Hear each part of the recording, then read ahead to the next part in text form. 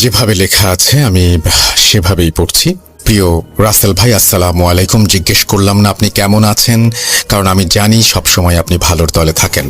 আর কথা না বাড়িয়ে ঘটনায় গেলাম। ঘটনাটা 2003 সালের মাঝামাঝি নীলফামারী জেলার চরের হাট নামক একটি জায়গায় ঘটে। যার সাথে ঘটনাটা ঘটে তার নাম ছিল রুদ্র। রুদ্র ভাই আমাকে যেভাবে ঘটনা বলেছেন ঠিক সেভাবে আমি গুছিয়ে লেখার চেষ্টা করছি। আমি খুব ভালো একজন ক্রিকেটার, তবে স্থানীয় পর্যায়ে। প্রায় সময়ই পাশের এলাকার ছেলেরা আমাকে ভাড়া করে নিয়ে যেত, তবে সেটা ইউনিয়নের মধ্যে। 6-8-2003 আমি তখন অষ্টম শ্রেণীতে পড়াশোনা করি। পড়াশোনায় মনোযোগ একেবারেই কম। প্রেমটা ছিল ব্যাট বলের সাথে, পড়াশোনা কখনোই করতাম না।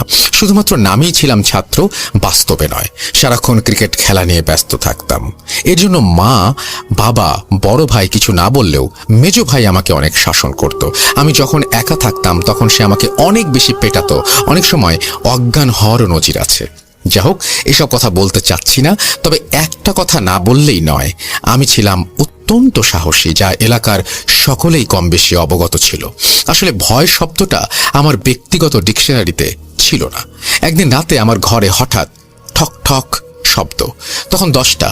যেহেতু আমার বাসা প্রত্যন্ত এক গ্রামে, তাই বিদ্যুৎ তখন আমাদের গ্রাম পর্যন্ত পৌঁছয়নি।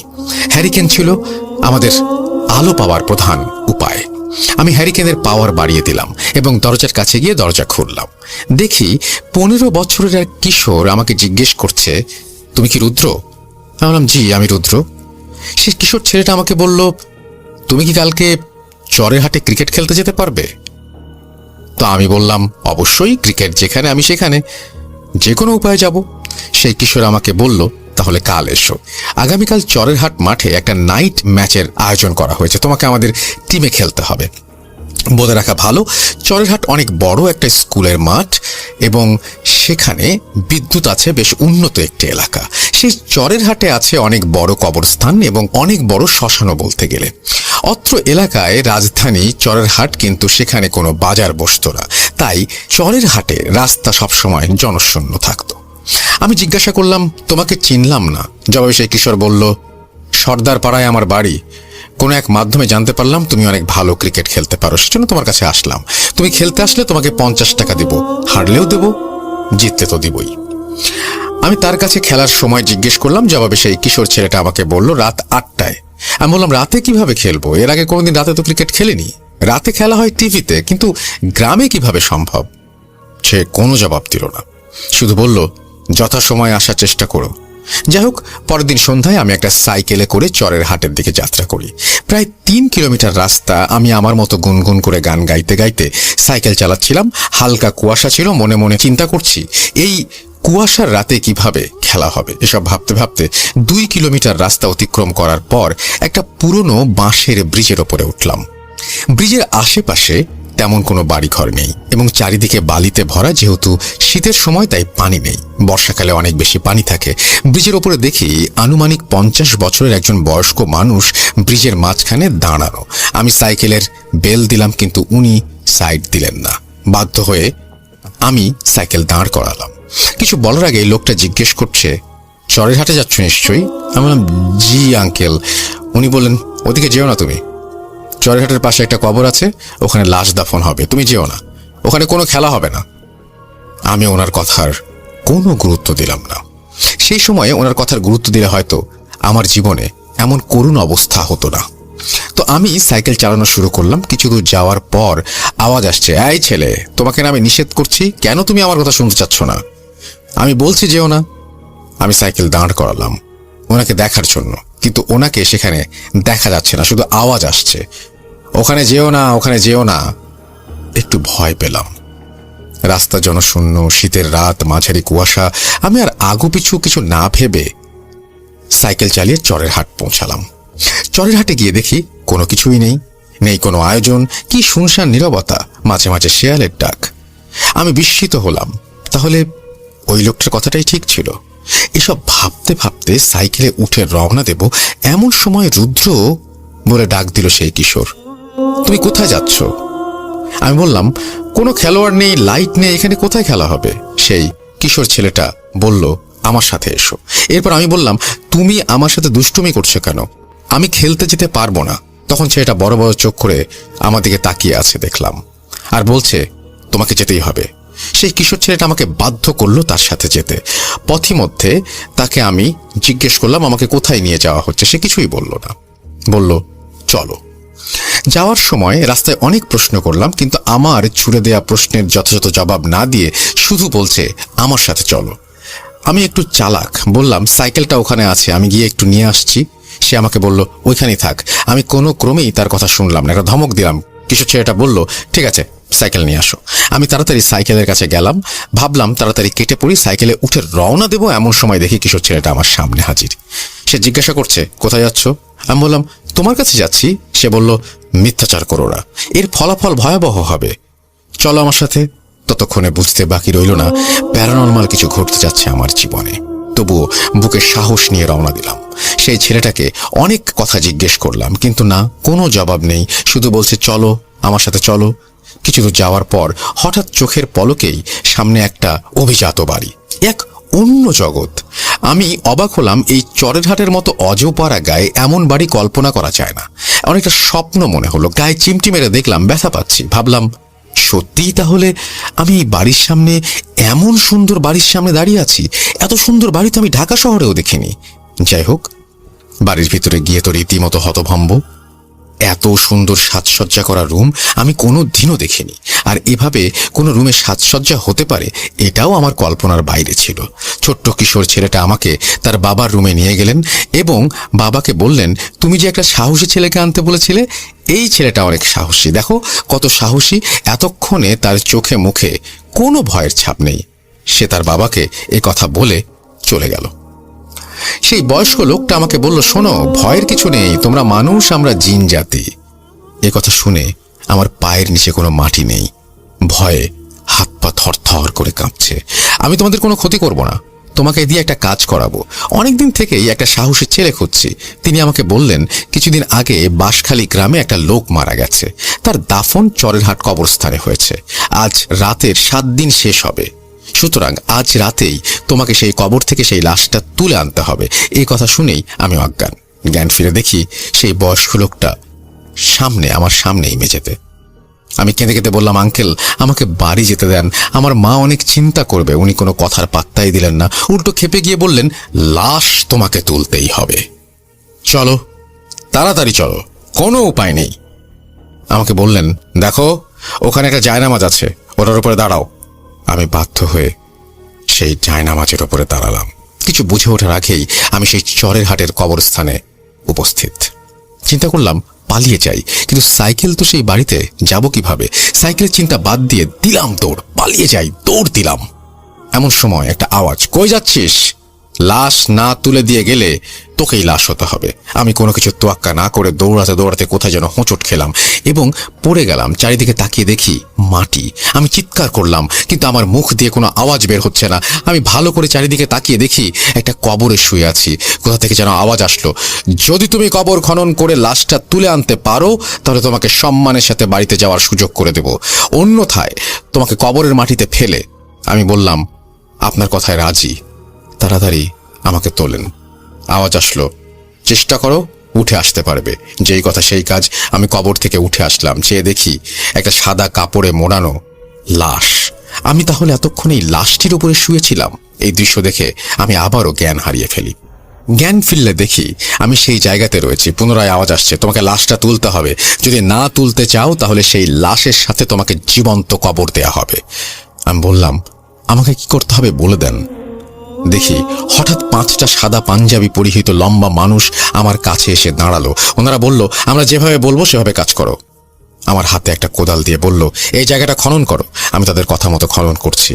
যদিও বা এই দুনিয়াতে আমি নেই, আমি ভাবছিলাম, তারপরও বাধ্য হয়ে খনন করছি। কবর খনন শেষ করে সেই লোকগুলি আমাকে বললেন কবরে নেমে পড়ো, এরপর কোমরের দিকে ধরে লাশটি কাঁধে নাও। আমি বললাম একা পারবো না। জবাবে তারা বলল না পারলে সেই লাশের ওপর শুয়ে পড়ো। আমি বললাম আপনারা 5টা মানুষ দাঁড়িয়ে দেখছেন। জবাবে ওনারা বলল এই ছেলে, আমরা মানুষ হলে তোমাকে প্রয়োজন পড়তো না, যা বলছি তাড়াতাড়ি করো। কি আর করার। তাদের কথা মতো লাশের কোমর ধরে কাঁধে তুলে সেই মুহূর্তে লাশ থেকে অনেক সুন্দর ঘ্রাণ বের হচ্ছে এবং আমার কাছে মনে হচ্ছে সদ্য দাফন করা, হয়তো কোনো লাশ, অথচ লাশটি 7 দিন আগে দাফন করা হয়েছে। যাই হোক, লাশটি কাঁধে নিয়ে উপরে উঠতেই দেখি লাশের কফিন নিয়ে কয়েকজন দাঁড়িয়ে আছেন এবং তারা বললেন, এই কফিনের উপর লাশটি রেখে দাও। আমি তাদের কথা মতো কাজ করলাম। এরপর দেখি অনেক সাদা পাঞ্জাবি এবং টুপি পরিহিত অনেকগুলো মানুষ সারিবদ্ধ হয়ে দাঁড়িয়ে আছে নামাজের কাতারের মতো করে। 4 জন মানুষ লাশের কফিন কাঁধে নিয়ে অন্য এক জায়গায় নিয়ে জানাজা পড়ানোর জন্য রেখে দিল। জানাজা শুরুর সময়ে অনেকেই বক্তব্য দিলেন, কিন্তু সেটা আরবি ভাষায়, এজন্য আমি কিছু বুঝতে পারলাম না। বক্তব্য শেষে জানাজা ইমামতি করলো সেই ছেলের বাবা। এই মুহূর্তে আমার কোনো ভয় ছিল না, কারণ চারিদিকে অনেক মানুষ, যদিও বা তারা সকলেই জিন। তবু আল্লাহ হয়তো ওনার গায়েবী মদত দিয়ে আমার ভয় কাটিয়ে দিয়েছেন। জানাজা শেষ হলে পুনরায় আমাকে লাশটা কবরে রাখতে বললেন। আমি কষ্ট করে লাশটা কবরে রেখে দিলাম। কোনো সাহায্য করলো না কেউ। এর মধ্যে একজন বলল, বাবা, আমাদের ক্ষমতা নেই মানব জাতির কোনো মৃত ব্যক্তির গায়ে হাত দেওয়ার। আমি একাই লাশটি কবরে রেখে দিলাম। আমার চারপাশে অসংখ্য মানুষ দোয়া কালাম পড়ছে, কিন্তু তাদের হাত দিয়ে কোনো কাজ করছে না। তবে সেই মুহূর্তের কথা ভাবলে মনে হয় কোনো এক অদৃশ্য শক্তি আমাকে সাহায্য করেছে। না হলে সেই একাই একটা লাশ কবর থেকে তুলে পুনরায় সেটা কবরে স্থাপন করা আমার পক্ষে সম্ভব ছিল না। যে কাজ 5-6 জন মানুষ মিলে করে, সেটা কিভাবে একাই সম্পন্ন করলাম আমি জানি না। এই একাই মাটি চাপা দিয়ে দাফন সম্পন্ন করলাম। লাশ দাফন শেষে আমি আমার আশেপাশে যে সকল মানুষ ছিল, মুহূর্তে তারা লাপাত্তা, একটা মানুষও নেই আমার আশেপাশে। সেই মুহূর্ত থেকে আমার অনেক ভয় হচ্ছিল। ভয় আর ভয়, সেই সন্ধ্যা থেকে ভয়ই শুরু হয়েছে। ভয় পেয়ে কি লাভ, বেঁচে আছে এটাই বড় কথা। যেই কথা সেই কাজ, গায়েবী আওয়াজ, একটু সামনে যাও, তোমার সাইকেল আছে, সেটা নিয়ে বাড়িতে চলে যাও। এরপর এই ভালো কাজের প্রতিদান আল্লাহ তোমাকে দেবেন কোনো একদিন। এই কথাগুলো বলার পর আর কোনো আওয়াজ আসলো না। যাই হোক, একটু সামনে গিয়ে দেখি আমার সাইকেল একটা গাছের সাথে হেলান দিয়ে রাখা। আমি সাইকেল সামনে নিয়ে গেলাম এবং পুষে পড়লাম সাইকেলটাতে। বাড়ি যাওয়ার চিন্তা করলাম। এমন সময় পুনরায় একটা আওয়াজ আসলো, আজ রাতে তোমার সাথে যা ঘটলো কারো কাছে বলবে না। যদি কেউ জানতে পারে তুমি ক্ষতিগ্রস্ত হবে। আমি কিছুক্ষণ অপেক্ষা করলাম। কোনো আওয়াজ না আসায় আমি রওনা দিলাম। বিপজ্জনক পিছু ছাড়ছে না। ঘটনা এখানেই শেষ হতে পারত, কিন্তু সেই ব্রিজের কাছে যাওয়ার পরে সেই বয়স্ক লোকটা আমার সামনে এসে দাঁড়ায়, যিনি চরের হাটে যেতে আমাকে নিষেধ করেছিলেন। উল্টো দিকে দাঁড়িয়ে আমাকে বলছেন, তোমাকে নিষেধ করা সত্ত্বেও তুমি চরের হাট কেন গিয়েছো? আমি বললাম, ভুল হয়েছে, বুঝতে পারিনি। উনি আমাকে বললেন, তোমার কোনো ক্ষমা নেই, আজ তোমার শেষ রাত। একথা বলেই মুহূর্তে তার আকৃতি পরিবর্তন করে সেই মুহূর্তে সেই বয়স্ক লোকটা মাথা ছিল না এবং চোখ দুটো বুকের ওপর এবং হাত ছিল একটা পা। এটা দিয়ে সে বিকট চিৎকার করে আমার দিকে তেড়ে আসছে এবং বলছে, এটাই তোর শেষ রাত, মৃত্যুর জন্য প্রস্তুত হরে মানব সন্তান। এই কথাগুলো যে কি পরিমাণ ভয়াবহ ছিল তা আমি ছাড়া উপলব্ধি করার ক্ষমতা আর অন্য কারো নেই। সেই ভয়ানক কথা এবং দৃশ্য দেখে আমি অজ্ঞান হয়ে যাই এবং সেই সাথে আমার জীবনের কালো রাতের সমাপ্তি ঘটে। পরের দিন আমি আমাকে বিছানায় আবিষ্কার করি। দেখি আমার কাছে আমার মা বাবা বসে আছে এবং বাড়িতে অনেক মানুষ, অনেক দূর থেকে বড় বড় কবিরাজগণ এসেছেন। তারা আমার জ্ঞান ফেরার অপেক্ষায় আছেন। আমার বাবাকে এবং আমার মাকে কবিরাজগণ বলেছিলেন তার জ্ঞান ফেরার পর কোনো কিছু জিজ্ঞেস না করতে। যাই হোক, যেই কথা সেই কাজ। মা বাবা আমাকে কোনো কিছু জিজ্ঞেস না করে সরাসরি কবিরাজদের জ্ঞান ফেরার বিষয়টি জানলেন। 4 জন কবিরাজ আমার কাছে এসে জিজ্ঞেস করলো আমি ব্রিজের ওপর কিভাবে গেলাম। আমি কবিরাজগণকে সবকিছু খুলে বললাম। তারা একথা শুনে হতভম্ব হয়ে গেল। আমি বললাম, এসব কাজ কিভাবে করতে সক্ষম হলাম? মাত্র 14 বছরের একটা কিশোরকে এত কিছু কিভাবে সম্ভব হলো? যাই হোক, তখন কবিরাজগণ একটা ঘটনার কারণ উদ্ঘাটন করার সিদ্ধান্ত গ্রহণ করলেন। তুলারাশির কাউকে নিয়ে আসতে বললেন। অনেক খোঁজাখুঁজির পর একটা 25 বছরের যুবকের সন্ধান পাওয়া গেল। তার ওপরেই কবিরাজগণ জিন ভর করানোর সিদ্ধান্ত গ্রহণ করলেন এবং অনেক মন্ত্র পাঠ করে সেই যুবকের গায়ে জিন ভর করালেন। কবিরাজগণ যখন নিশ্চিত হলেন তিনি জিন হাজির করতে পেরেছেন, সেই জিনের কাছে জানতে চাইলেন এই ছেলের সাথে কেন এসব ঘটনা ঘটল। প্রথমে কিছু বলতে চাচ্ছিল না। কবিরাজগণ জানতে চাইলেন, তুমি কেন বলতে চাচ্ছ না? জবাবে জিনটি বলল, তারা অনেক শক্তিশালী, আমি যদি বলে দেই তাহলে আমার ক্ষতি হবে। ঠিক তখনই কবিরাজের কাছে থাকা মোটা লাঠি দিয়ে বেধড়ক তাকে পেটানো শুরু করলো এবং বোতলে ভরে রাখার হুমকি দিলে তখন সেই জিন সব বলতে রাজি হয়। সেই জিন বললেন, 7 দিন আগে বাঁশখালী নামক একটা এলাকায় একজন লোক মৃত্যুবরণ করেছিলেন। সে ছিল খুব পরহেজগার এবং ভালো মানুষ। আর ওনার জানাজায় ইমাম সাহেব ভুল করেছিলেন বিধায় জিনরা সিদ্ধান্ত নেয় আবার জানাজা পড়ানোর। কিন্তু একটা বিপত্তি, জিনেরা কখনো কবর থেকে লাশ তুলতে পারে না। তাই একজন সাহসী মানুষ খুঁজছিল, অনেক খোঁজাখুঁজির পর রুদ্রকে পায় এবং অনেক কৌশলে তাকে চরেরহাট কবরস্থানে নিয়ে যেতে সক্ষম হয়। তবে যারা রুদ্রকে ব্যবহার করেছে তারা রুদ্রর কোনো ক্ষতি করেনি। একটা খারাপ জিন, যিনি চাচ্ছিলেন পুনরায় সেই লাশের জানাজা না হোক এবং এই জন্যই রুদ্রকে মারতে চেয়েছিল, সেই জিনগুলো এসে তাকে রক্ষা করে এবং সকাল পর্যন্ত তারা পাহারা দেয় এবং রুদ্র আজ বেঁচে আছে, অন্যথায় সেদিনই তাকে মরে যেতে হতো। ওদের কারণেই বেঁচে আছে। যাই হোক, এরপর কবিরাজগণ সেই যুবকের শরীর থেকে জিন নামিয়ে নেয়। পরবর্তী সময়ে আমাকে কিছু তাবিজ দেয় এবং আস্তে আস্তে আমি স্বাভাবিক হই। সম্মানিত লিসেনার্স, ঘটনাটা আমার সাথে ঘটেনি, রুদ্র নামক এক ব্যক্তির সাথে ঘটে যাওয়া ঘটনা। তিনি আমাকে যেভাবে বলেছেন আমি সেইভাবে টাইপ করে। আসসালামু আলাইকুম। আশা করছি আজকের এপিসোডের প্রথম ঘটনাটি সকলের কাছে ভালো লেগেছে। যদি ঘটনাটি ভালো লেগে থাকে তাহলে অবশ্যই নিচে লাইক বাটনটি চেপে দিবেন এবং ঘটনাটি কেমন লাগলো কমেন্টের মাধ্যমে জানাতে ভুলবেন না। আর এখনো পর্যন্ত যারা ঘটনাটি শুনছেন, যদি সাবস্ক্রাইব না করে থাকেন অবশ্যই সাবস্ক্রাইব বাটনটা ক্লিক করে দিবেন আর বেল আইকনটা চেপে দিবেন, কারণ আমরা প্রতিনিয়তই আপনাদের জন্য নতুন নতুন ভয়ের ঘটনা নিয়ে হাজির হয়ে থাকি।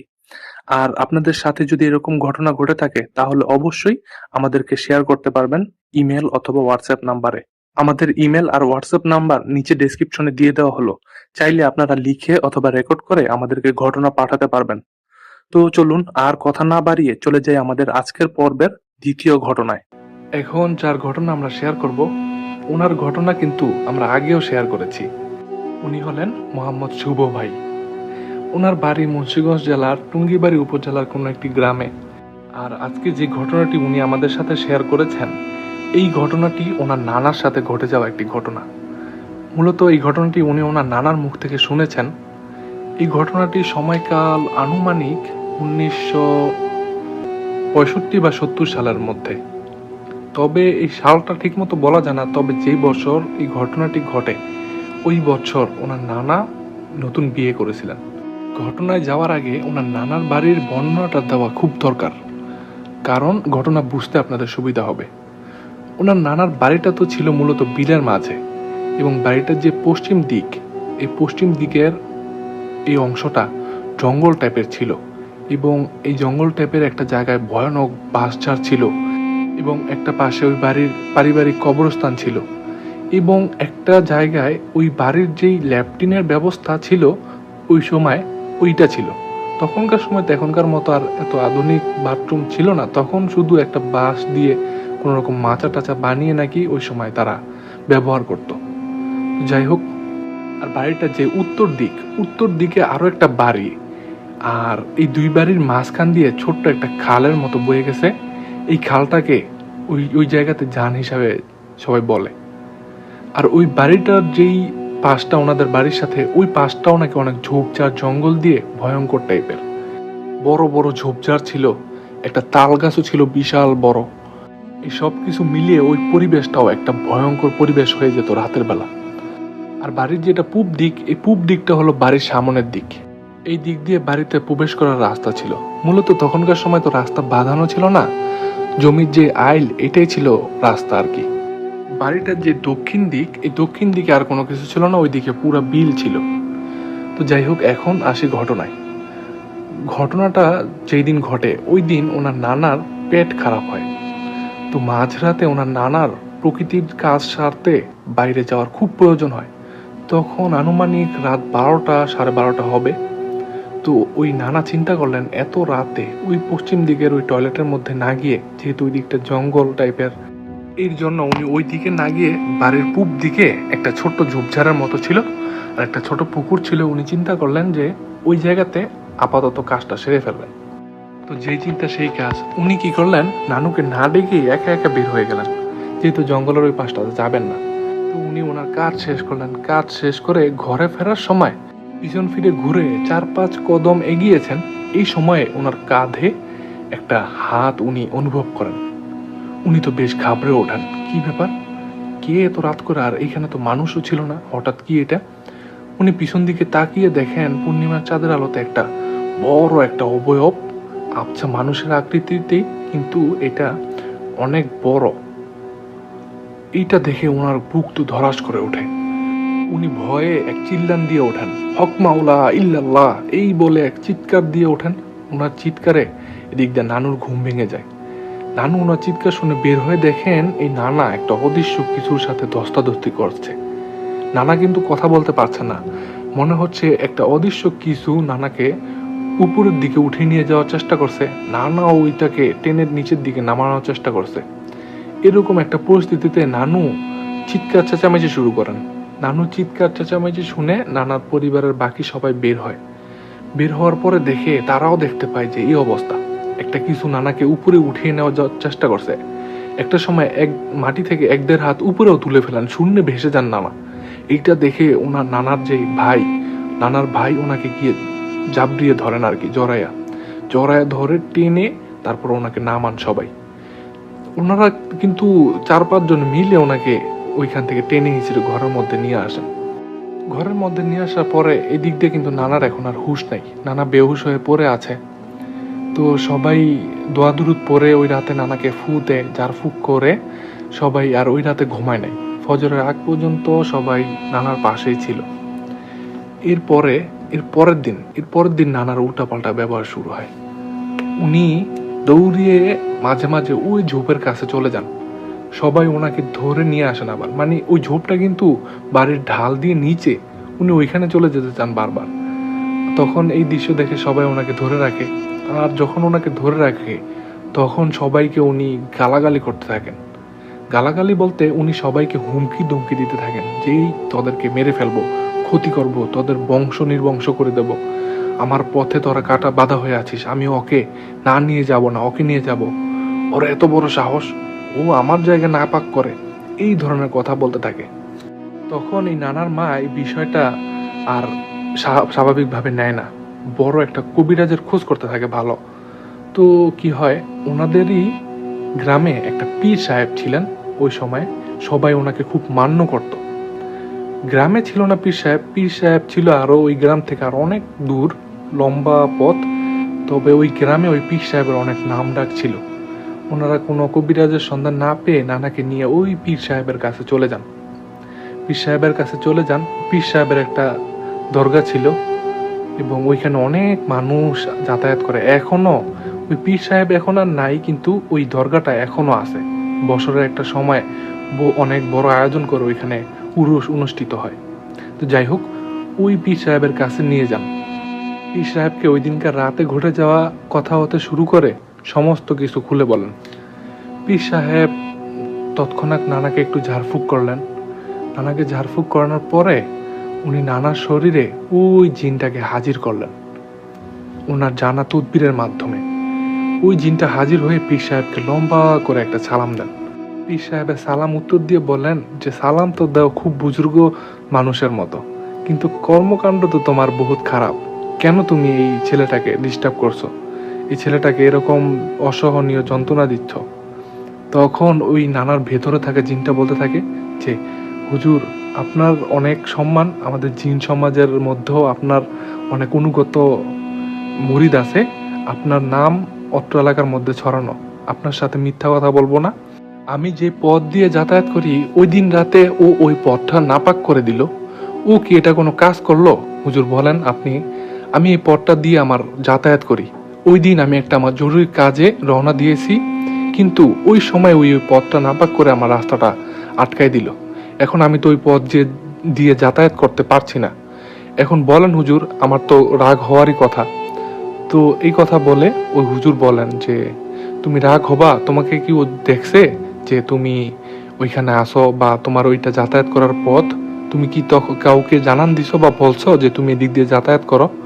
তখন বলে, না আমি তো কাউকে কখনো বলি নাই, তবে আমি এই জায়গা দিয়ে অনেক বছর যাতায়াত করছি, কখনো তো কেউ আমার এই পথে বাধা সৃষ্টি করে নাই। আর ওই দিন আমি একটা জরুরি কাজে বের হয়েছি, আর ওই আমার পথটাকে এইভাবে নাপাক করে দিয়ে আমার পথটা বন্ধ করে দিল। এটার শাস্তি তো ওকে পেতেই হবে, আমি ওকে যে করে হোক এটার শাস্তি তো দিবই, হুজুর আপনি এর মধ্যে আইসেন না। তখন ওই জিনটাকে ওই পীর সাহেব বলেন যে, তুমি এই পথ দিয়ে যাতায়াত করো, কাউকে তো তুমি কখনো কিছু জানান দাও নাই, বলো নাই তুমি এখান দিয়ে যাতায়াত করো বা তোমাদের এটা পথ, যাতায়াতের পথ, কেউ তো জানে নাই। হ্যাঁ আমি এদিক দিয়ে যাতায়াত করি, আমি কাউকে জানান দিই না, কাউকে কোনো ক্ষতি করি না, আমি শুধু এদিক দিয়ে যাই। তখন এই পীর সাহেব বলে, তোমরা তো অদৃশ্য, মানব জাতি তো তোমাদের দেখতে পায় না, তো তো ওরা কি করে জানবে তুমি এদিক দিয়ে যাতায়াত করো? ভুলবশত একটা কাজ করে ফেলছে, এই জন্য তুমি ওকে এরকম শাস্তি দিবা?